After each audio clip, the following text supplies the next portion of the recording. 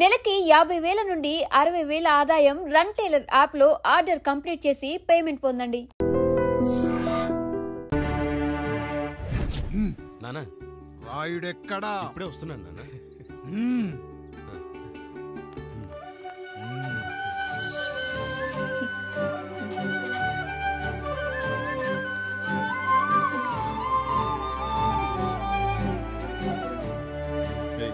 చూడరా, మీ అన్నం మీద పగ తీర్చుకోవడానికి నీకు ఇదే సరైన సమయం.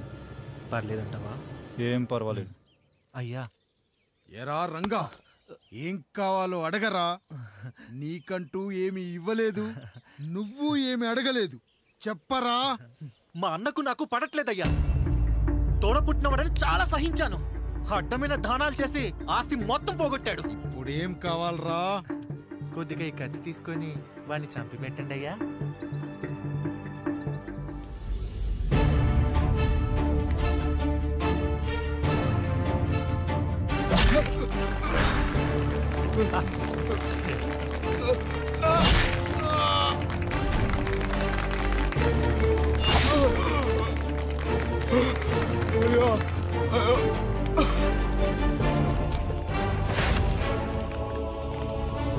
నాయుడు, అన్యాయంగా మా నాన్నని చంపేశావు. గుర్తుంచుకో, ఈ నాయుడి కొడుకు నీ కుటుంబం పాలిట సైనికుడిగా మారబోతున్నాడు. నిన్ను, నీ కొడుకుని, ఆడికి పుట్టబోయే కొడుకుని అందరినీ లేపేస్తా.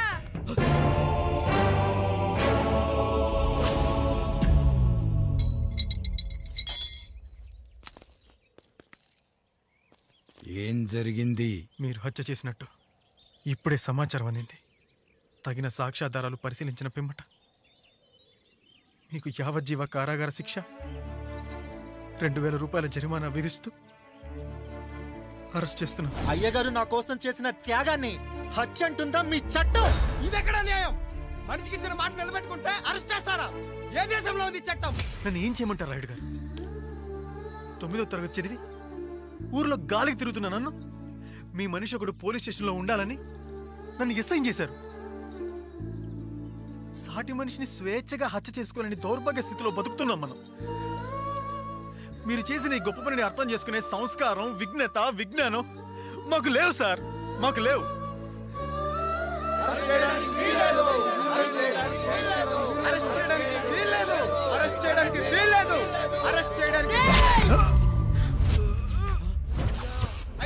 నాయుడు గారు,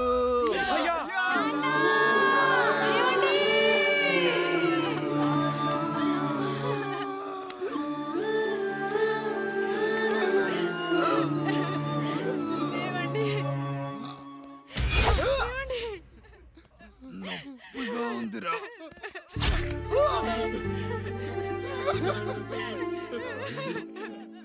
సుధా, నేను లేకుండా ఎలా ఉండగలను? పర్వాలేదండి, బిడ్డలతో నేను ఉండిపోతాను. అయ్యో, ఈ పాడు సమాజం నిన్ను మనశ్శాంతిగా బతకనివ్వదు.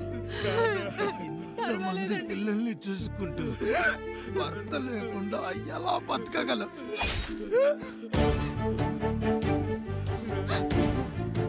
వద్దండి.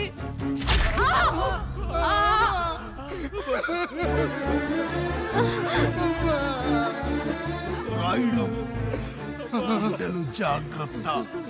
ఈ రోజు నుంచి వీళ్ళంతా నీ తమ్ముళ్ళు, చెల్లెళ్ళు కాదు, నీ బిడ్డలు.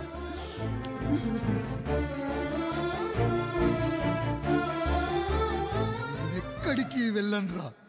నీ కష్టం వస్తే ఒక్కసారి నాన్న అని పిలవరా. ఆ సమాధిలోంచి అయినా లేచొస్తా.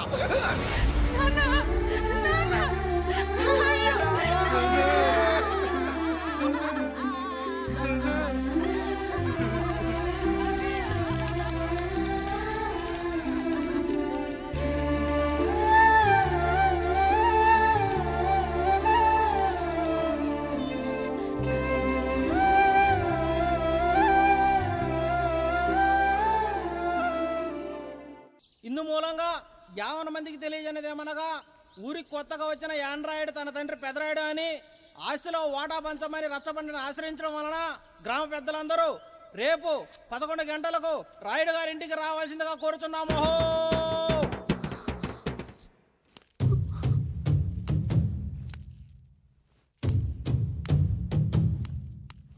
ఎందుకొచ్చారు?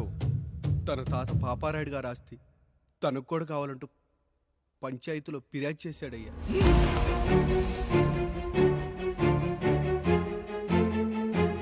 మస్తా గారు ఆ దస్తావేజులు ఇవ్వండి. అయ్యా మరి మా సంగతి ఏంటి? అడగరేంటి?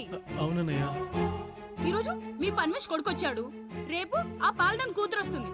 ఇలా వచ్చినోళ్ళంతా మీ సంతానమేని తెలిసాక అదిగో ఆ కాముడు చెప్పినట్టు మా ఆయన వాటా కిందో బాత్రూము, నాకో సబ్బు బిల్ల, నా పుట్టబోయే బిడ్డకో బొట్టు బిల్ల, ఇదే మిగులుతుంది. అయినా ఊరి జనాభా కన్నా అన్నయ్య పిల్లల సంఖ్య ఎక్కువైపోతుంది. వాళ్ళందరూ ఇంటి మీదకి వచ్చే లోపు మా ఆస్తి మాకు ఇచ్చేస్తే మా బతుకులు మేము బతికేస్తాంగా. అవునన్నయ్య, మా ఆస్తి మాకు కావాలంతే. ఎవరిని పట్టుకుని ఏం మాట్లాడుతున్నారయ్యా? ఉన్నప్పటి నుంచి ఆయన మిమ్మల్ని సాగుతూ ఉన్నారు. ఈరోజు పెరిగి పండయ్యాక మా దారి మేము చూసుకుంటాం అనడం న్యాయం కాదయ్యా, న్యాయం కాదు. ఏ ఆయన నీకో కొడుకునిచ్చాడా? వాడి పేరేంటి? ఐఫోనా? ఎరా ఆస్తి కావాలా?